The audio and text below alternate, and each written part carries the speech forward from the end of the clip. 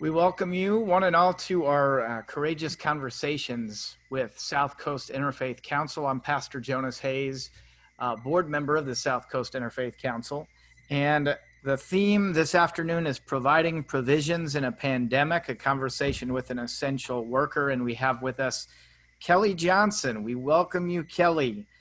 And I'm going to say a little bit more about Kelli to introduce her, and we'll start asking some questions. But I'll have Marietta share a little bit about our Zoom meetings and how we do those with South Coast Interfaith Council. So Marietta. Okay, let's see. Can you see this on the screen? Let's Zoom. Does that make sense to everybody? Can you see it? Okay, so right now I think we have, well, it says my screen sharing is paused. Of course. I found an arrow that says resume share. So I hope that works. Okay, it says let's Zoom. So here we ask everyone if you might want to remain muted except for our host and the speaker. If you do have questions, it's good to write those in the chat box. If you see the chat, it's usually down at the bottom of your screen that says chat, and just direct those to Jonas. And there is a button to raise your hand. It's under reactions. If you need to raise your hand and ask a question verbally, you can. If you will notice your video, it's good to put the light in front of you. If there's a light in back of you, it's often very glaring and distracting. But everybody looks pretty good today, and we are recording. So have some patience with us. We're still learning, and here we go. Thank you very much, Marietta, for that. And just so you can plan for your time, these are about 45 minutes in length, and we have about 30 minutes when I'll ask some questions of Kelli, and then we'll open it up to any other questions that you might have. And again, you could use that chat box as a great way to get your questions in, and I try to take them in the order that they are received. So as you think of your question, you could send it on. I'll share a little bit about Kelli Johnson. She is the manager of 6 harbor area farmers markets and is a master at organization. She ably handles the markets in Southgate, Huntington Park, Bixby Knolls, Cerritos, downtown Long Beach, and the Long Beach Marina, making sure that the farm stands stay within their prescribed boundaries, that workers are wearing their masks and gloves, and that patrons can purchase top-notch fruits and vegetables. It's a fine-tuned operation that took root when Kelli Johnson, all of 13 years old, and her sister took parts from their parents' wrecking yards in Wilmington, West LA, and Torrance, created an S-hook for each individual part, and started a mail-order business to serve the recycled auto parts industry. Along the way, the hook became the industry standard, and they made enough money to put themselves through college. While her sister went to the University of California, Johnson was a Poly graduate. She bounced around getting hooked on skiing in Colorado and then Park City, Utah, where she finally attended the University of Utah, and then she returned home to study at Long Beach State. Her passion has always been food and entertaining. Her grandmother knew that she loved to cook, and so in a way that only a grandmother can, it was suggested that she go to cooking school. After cooking school, she worked at a line cook, and then she worked at Century Plaza Hotel. She's prepared platters for President Ronald Reagan with the Secret Service looking over her shoulder when the president would stay at the Century Plaza, and the Secret Service had to taste everything before it could go to the president. After more than 2 decades in the food service industry, even working for a comedian, Buddy Hackett, for a year, Johnson left. She didn't stray afar, as she helped build, organize, and operate an urban agriculture education center in 2009. The Spring Street Farm Project was created on an empty lot to lessen the blight. It was entirely by at-risk youth as part of the Workforce Development Green Jobs program, she said, and it was a 1-acre working farm. They dug holes in the hot, hot sun. It was really fun. And once the program got going, Johnson was ready for something else to challenge her organizational skills. And so she'd been shopping at the Bixby Knolls Market and thought she might want to try her hand at managing the farmers market. And she called the Harbor Area Farmers Market and said she'd love to manage the market. And they said that they were hiring. Johnson was hired and shadowed previous market manager Dale Whitney. She was made manager of all 6 markets in 2016. So anyway, we welcome you here this day. We're so excited to have you, Kelli. And we've got several questions, but I wanted to have kind of the first questions be more introductory so we could get to know you a little bit. And I wanted to ask you just how you got involved in this specific line of work, and how it speaks to your passion as a person, and puts that passion into practice. Okay. I will say that I used to shop at the downtown Long Beach farmers market in the early 80s, maybe even 1980 when it first started. But so I've been shopping at markets for a long time. And as my career progressed through the kitchen, into the front of the house, into special events, coming back around to growing and to farming and the markets, kind of as a full circle. So I wrote a grant in 2008 as part of the Connected Corridor project here in Long Beach. And we got a grant to do a little farmer's market for a year at a local elementary school. And it was awesome. It was probably the way it connects with my passion is just based on community engagement and being a part of the neighborhoods. The food and the cooking and the growing, and also just really being in the neighborhood, being a part of the community, and making a difference in terms of how we operate, and picking up trash and helping to mentor kids. I'm mostly working with the older kids, but middle school kids too. I had kids in elementary and middle school, and then I was mentoring high schoolers. So it all kind of works together. The farmers market is a real central community gathering spot. I wonder if you would share 3 things that you would want every person or every chef to know about the farmers market. Well, let's see. I think one great reason, if you're a cook or a professional chef, one great reason to go to the farmers market every week is to see what's actually in season in your community or in your area. Because everything in the farmers markets, a certified California farmers markets means that every product in the market must be grown in California. It can't be imported from anywhere outside the state, let alone the country. So if there are raspberries on the table at the farmers market, you can be comfortable knowing that there are raspberries in the grocery stores too. So just a really great way to sort of check your purchasing and your menu planning, because you can stay local if you've seen it in the market. That's one. So you said 3, right? I think that getting to know the farmers is a great way to shop. You get to know them really not by taking an LA Times list of questions to ask your farmer. You get to know them by shopping regularly and seeing what's on the table, maybe asking a couple of questions, but not really grilling them. I know that a lot of times people recommend you go to the farmer's market and ask them, what they use to grow, and is this organic, or what are your methods? And the farmer's market's really not the place to do that.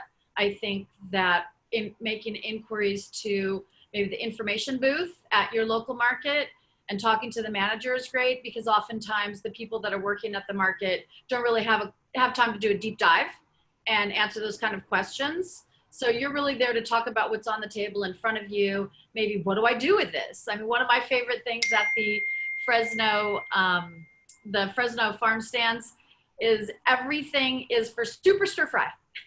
So, getting some recommendations on what to do with the produce is always great. And then I'd say coming with a list.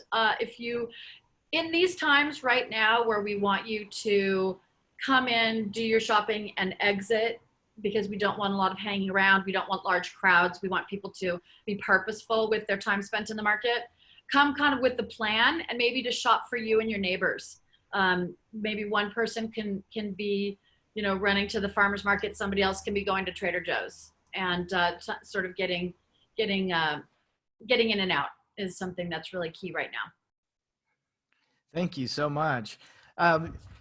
This is another kind of baseline question just about kind of the farming culture and community before we get into kind of the current situation with operating within the pandemic. And to me, it speaks to my interest as I went to college in East Tennessee, a small private college that was nestled right in the foothills of the Smoky Mountains. There were a lot of tobacco farms. It was one of the key cash crops there. Then I lived in Mississippi, where the cash crops, one time it was cotton, but when I was there, corn and soy were really prevalent. And they were pretty large corporate farms for the most part. There were some private, small family farms, but they were seeing really that kind of declining. Same thing in East Tennessee. So to me, I've been in Long Beach since 2016, and I know that's when you started in your current role. And I'm curious, how would you describe the culture of the farming community in Long Beach, which to me is a very strong urban area? I wonder, in comparison to these other situations that I'm describing, what's the farm community culture like in Long Beach and the surrounding areas? So we are definitely a very urban environment, and there's an urban farming community. There's a 7-acre farm in North Long Beach on the Carmelitos housing project, which is part of the urban, I think it's a HUD property, LA County or HUD. And we had a little tiny farm that was really more of a jobs training program. It was 5 years on private property, and we kind of cycled through that project. And there are a few, there's another 1-acre urban farm off of California, and it's beyond specialty crop farming. It's, when you see specialty crops, that's something that they raise, and corn and what they call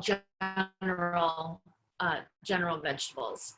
The corporate monocropping farms like you just here, I know in Ventura, they have some of the bigger farms that have monocropping type growing lists, but around here it's a super specialty. It's more of demonstration and maybe a little bit of not wholesale, but retail. Not a lot of retail. They operate with a lot of grant funding, and it's more of something for the community, for educating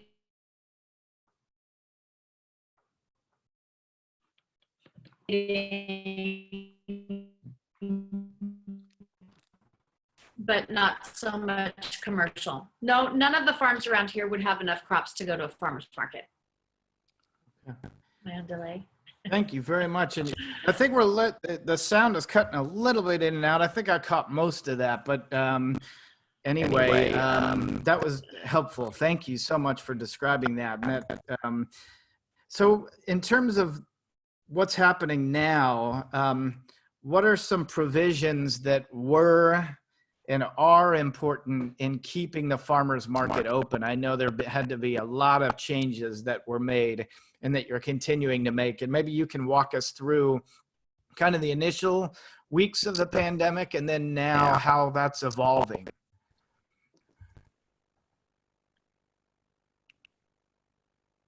Sure. As the whole situation has evolved, we started with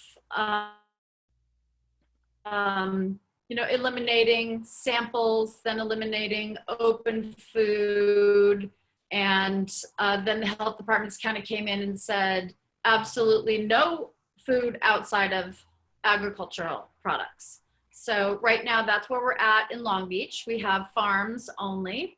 LA County a few weeks ago lifted the suspension of prepackaged foods, so hummus and also being sold at our LA County locations. The main thing that everyone's concerned with is social distancing.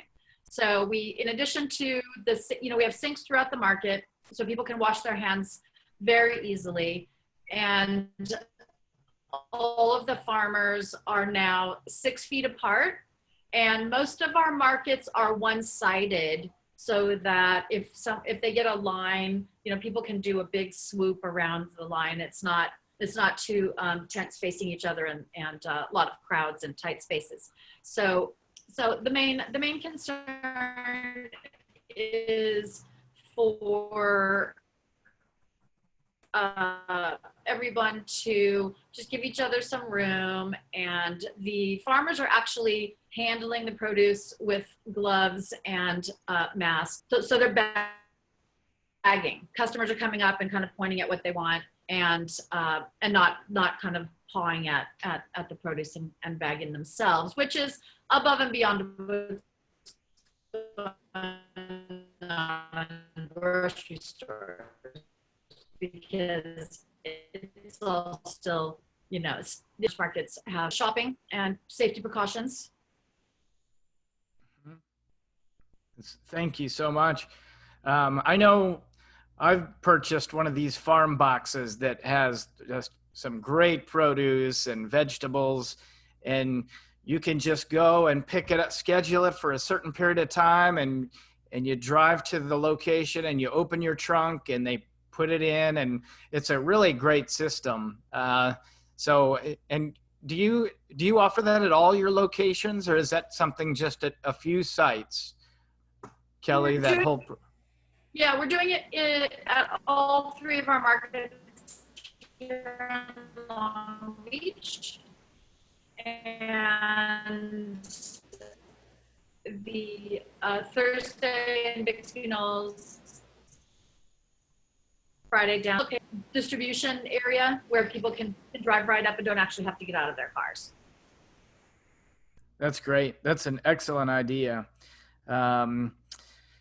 So I wonder what you've seen from the farmers firsthand. I know that from an administrative level, you've had to really innovate, but I wonder if you've recognized some things that some of your staff and some of the farmers have done in terms of bringing some of that innovation, and maybe thinking of ideas that you didn't think of initially, but you thought, wow, that's really creative.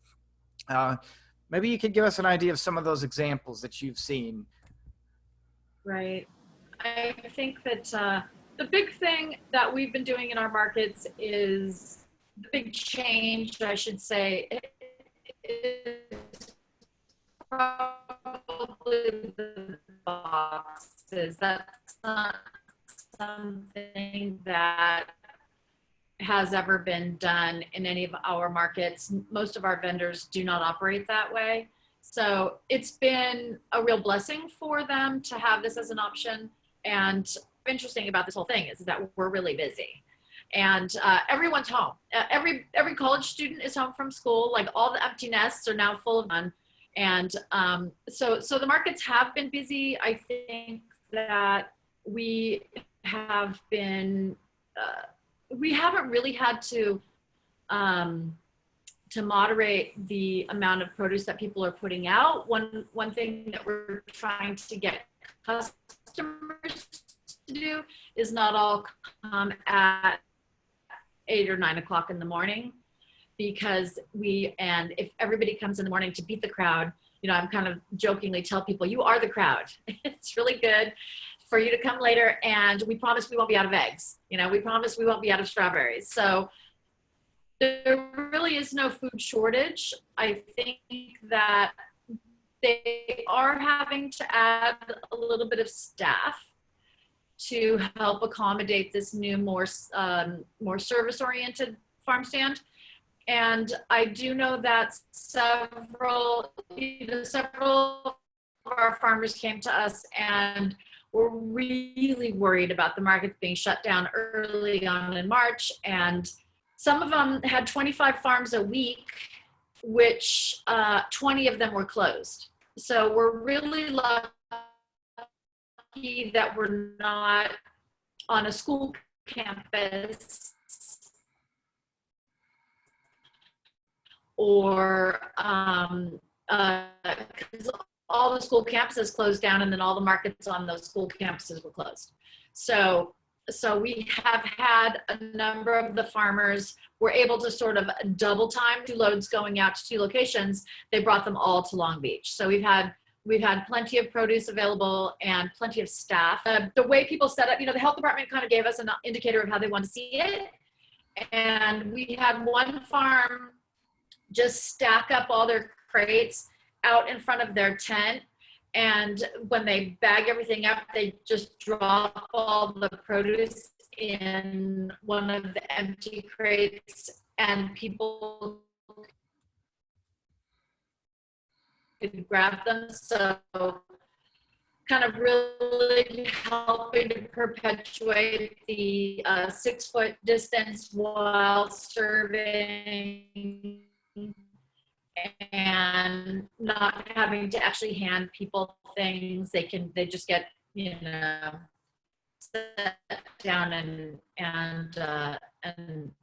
transfer. It seems kind of silly or like a lot, but in practice, people are really, people have been really scared. And the box situation where we're putting it in their trunks, that was a first sort of indication, visual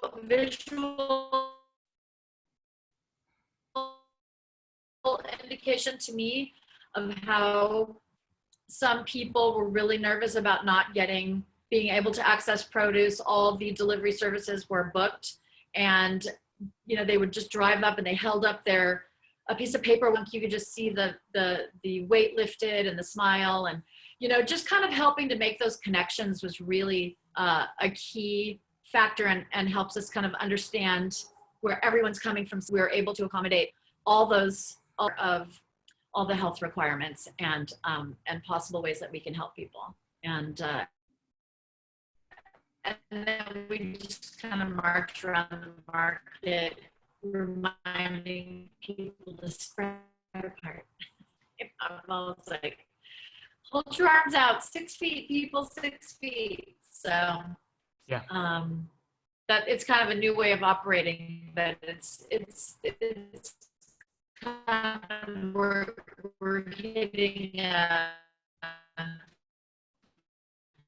hitting our stride in terms of getting used to it, customers getting used to it.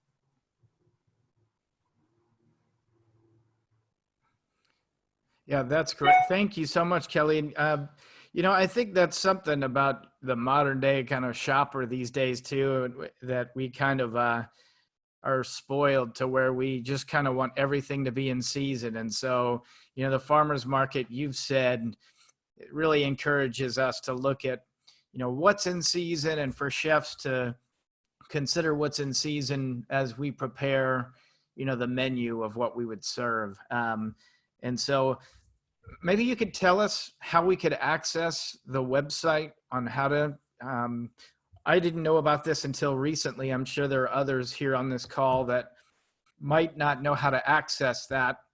And maybe you could type it into the chat box just in case, because the connection's been a little fuzzy in parts, that folks can, cut and paste it from the chat and save it for later if they need to. But can you tell us how we can access that? Sure. Our website is goodveg.org, and that's GOODVEG.org. I would type it in the chat box, but I don't know where that is. Okay.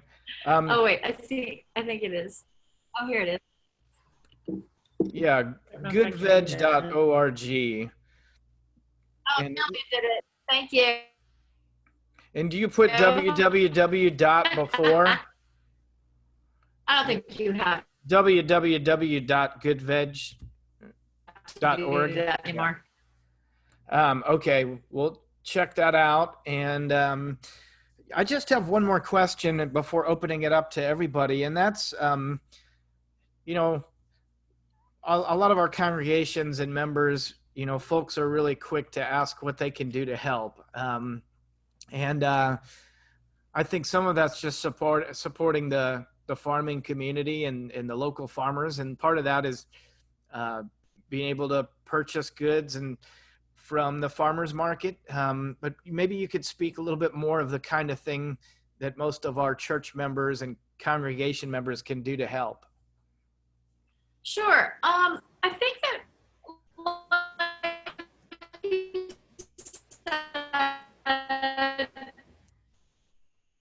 shopping at the farmers market is helpful because that's, the farmers all have all of this produce that I've had a lot of people ask is when they purchase a box, they want to know how they can purchase another box so that we can get it to someone who needs it.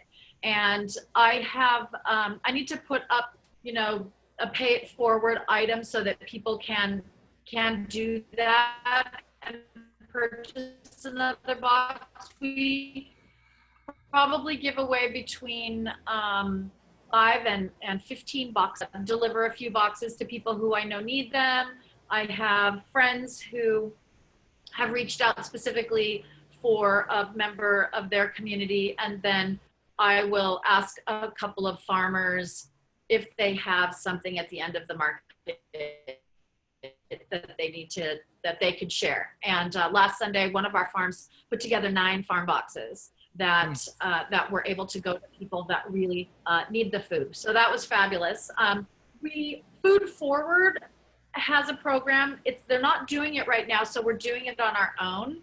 And there are a couple of local food organizations that have been coming out on Sundays, and they will kind of walk around and distribute boxes for farmers to donate their produce to. And then it goes to a pantry, a food bank. When Food Forward is doing the project, they have on their website a place to volunteer, and a number of people in Long Beach heard about it from LA and will come down, and it's students are involved, neighbors are involved. I've seen some of my friends come out and they were like, oh, I didn't know anything about it, but I heard about this on NPR last week. So that's something, in normal times, there's a dog valet. We do compost drop off. We would love to get into some, private, not private, but some little tours of the market for people who might be intimidated. But right now, I think the best thing people can do is to let us know if they know people that are suffering or are hungry, because we make arrangements to get product to them, and they can help. They can come and grab them for their neighborhood. I've another friend who picked up 5 boxes, and she shares boxes with her community every week. So just help issue right now. Thank you, Kelly. That's great. Some real practical ideas to think about. I have a question that's come in, and I'm sure this is kind of a question kind of for those of us that are in administrative roles and we kind of have to deal with difficult situations. I wonder, now that the economy is opening up, that some people are choosing not to socially distance. Have you experienced any issues with patrons not cooperating with the social distancing, and how have you addressed it? We have more trouble on Sundays than in any of the other markets. And we have a lot of signage that shows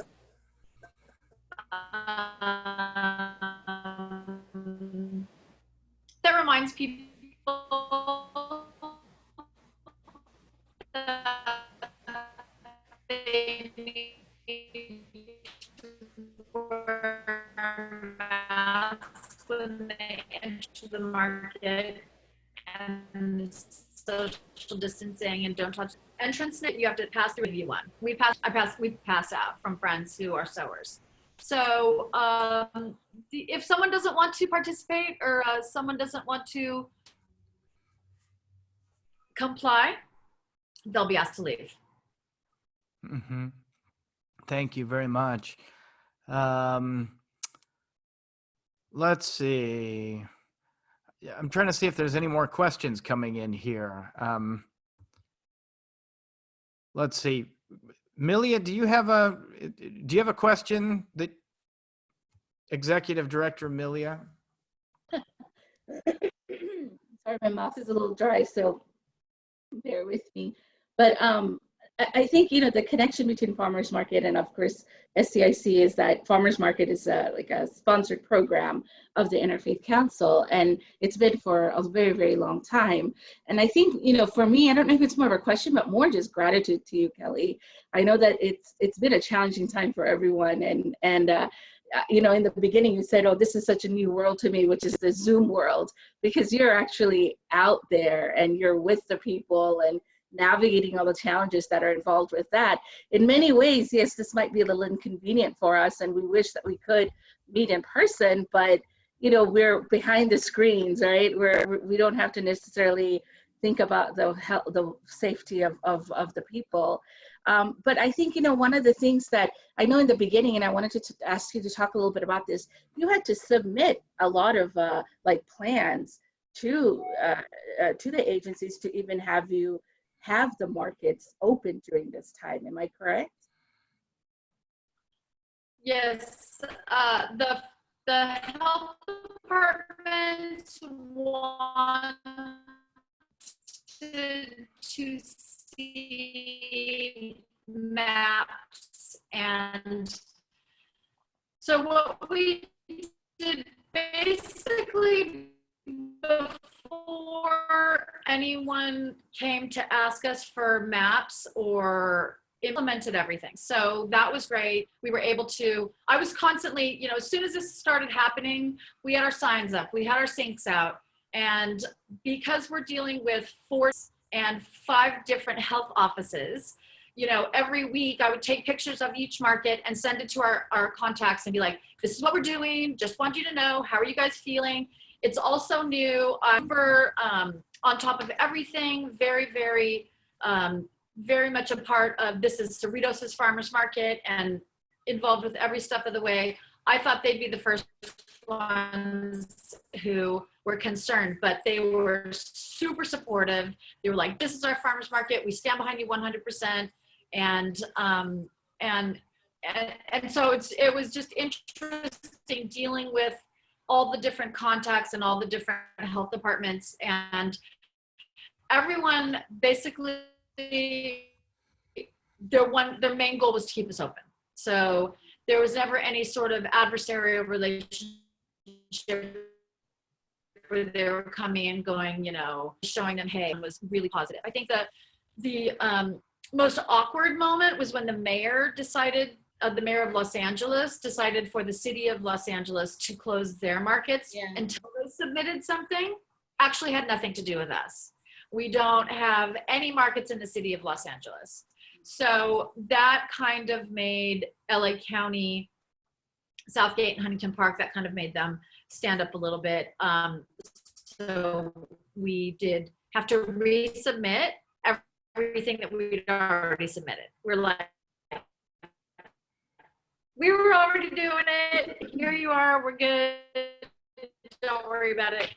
So that all worked out. But fully understanding that if they're responsible for their constituency and they are their comfort level is the #1 concern. And while we're advocating for the farmers markets, we respect their decision. So Southgate closes down for a little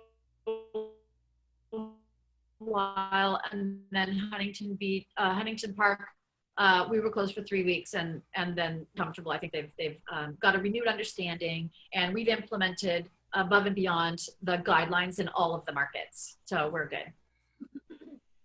Can I follow up with one of the questions? Yeah, go ahead, Milia. I'm just wondering, I know from an administrative point of view, I always see the numbers, the budgets and the finances and what's coming into the farmers market. And I know historically, understandably, the summer months are really great months, right? Because everybody's out and about and, the farms, the produce is popping. So, I mean, do you have trepidation this year in terms of your summer months coming up, or what are your thoughts on that, I guess? Yeah, I mean, we're down 50%. I mean, our revenue numbers are down 50%. So part of that is because we have no food vendors at all in all three of our Long Beach markets. Our Sunday market was very provision heavy. We had granola and olive oil and fermented items and bread and, things like that. So that's hard. We're working with the city right now to be prepared for when they lift those Long Beach suspensions. We're anticipating that is going to be in the next couple weeks, hopefully. And they're like, be ready, because the maps that are approved now can't change. You need to have more space on top of the space you've got. So we're working an extra block. Bixby Knolls will be no problem to hear from Marine Bureau on their thoughts, and then we'll have to make some maneuvers on that. But it's really important in terms of our numbers that we get the food back, and more than anything else, that loss in revenue represents a number of small businesses that are out of business right now. So it's so it's hard, because you're imagining a lot of people that supported their families on their pop-up food businesses in the markets, and they're out of work right now. Even in LA County, where they have allowed the provisions to come back, there is still a suspension on open food, which is tacos, cut fruit, pupusas, roasted corn, roasted peanuts. None of that's allowed. So because we have always been agriculture heavy anyway, it could be worse. There are some markets I know that have 2 vendors. Our Sunday market still has 30 farms. So we're good. I think we are accommodating, our number one priority is the farmers. So we're making sure that with our planning that we have room for melons and the summer fruits to come back. So with the vendors, so I think I'm going to just reiterate, because I think you were breaking out a little. I think what you said is that for the vendors, the thing that's even greater than the lack of, the 50% less income that's coming into the markets is the fact that those vendors are small businesses that are now out of business. And so that's a really hard reality to think about and to deal with. And I guess I just wonder, and maybe this is something we can work on with you, Kelli, the council, is there any way that we can be supportive to these vendors, even though obviously they can't, be at the farm, but some sort of alternative way where they can still get their products out to the community in a safe way with all the health regulations? But I don't know, it's just something to think about. Yeah, the first thing, because we have the box program now, one of the things I asked the health department was, can we put these provision items in our boxes? And they flatly said no. So that was out. One of the things that I am advising all of our open food vendors to do is to rethink their business plans, so that when we are able to update the 2021 permits for LA County, which starts in June, that they are pre-packaged vendors. So they will just change their business plan. Like the peanuts will be roasted offside bagged, you're pre-packaged in the market. Cut fruit will be cut and packaged in the commissary. So it'll eliminate all of the on-site preparation. And that's one thing I think that will get them back in the markets as soon as possible. Very good. I think we're within our last few minutes here. And so I think, thank you so much, Kelli. We want to do kind of a final wrap up and announcements. And Marietta, maybe you could share what's going to be happening next week.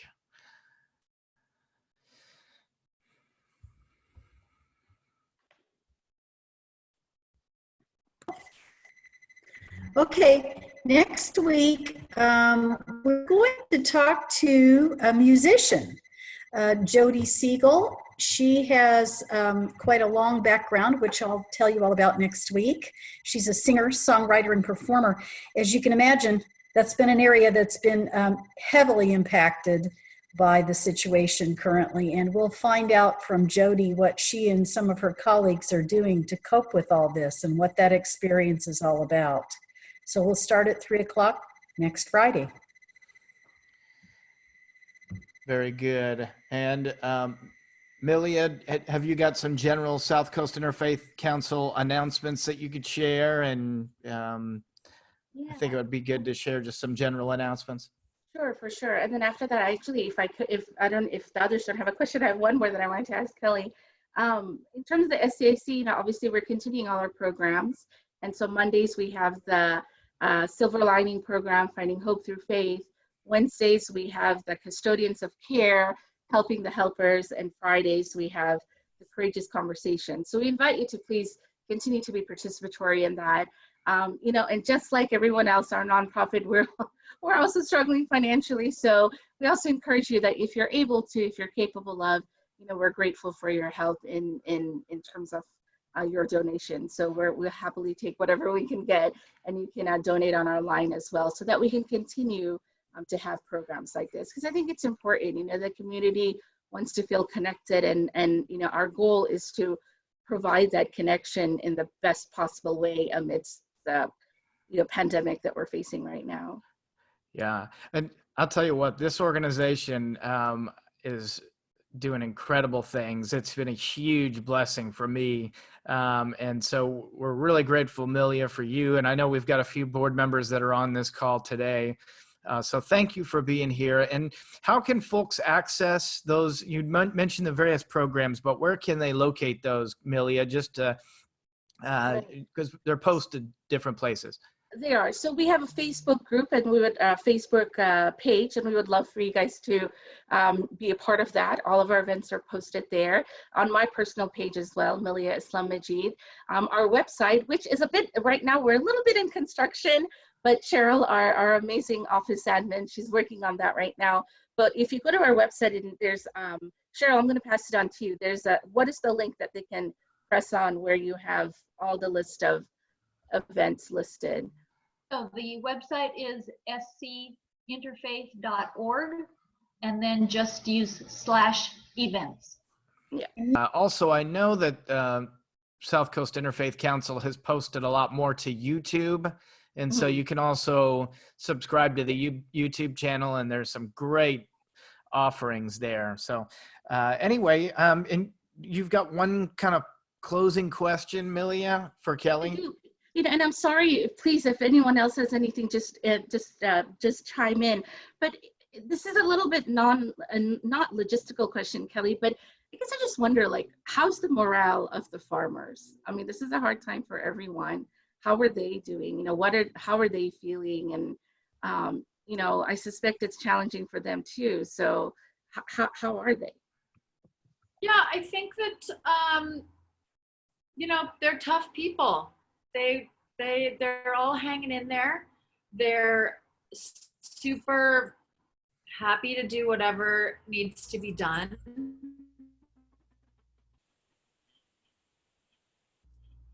And show up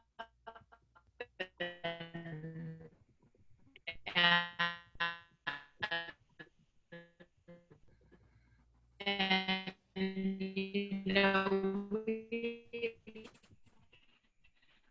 with all the changes that are going on and space and you know, everybody's super agreeable and all know a lot of people that aren't working.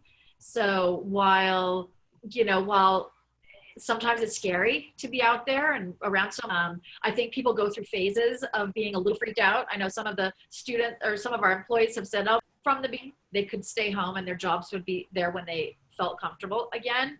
And I think the overwhelming feeling is that they are there to serve, and they know that people rely on food, and they know that people feel safer at the market, and we're all happy to be working. So I think that that's, you know, morale is good. Very good. Thank you, Kelly. Well, let's give her a hand, everybody. Kelli Johnson, thank you so much. So nice to have you. And thank you, everybody, for dedicating the 45 minutes here this afternoon. And we hope to see you next Friday at 3 o'clock in the afternoon. Anyway, we wish everybody grace and peace. Thank you for being with us today.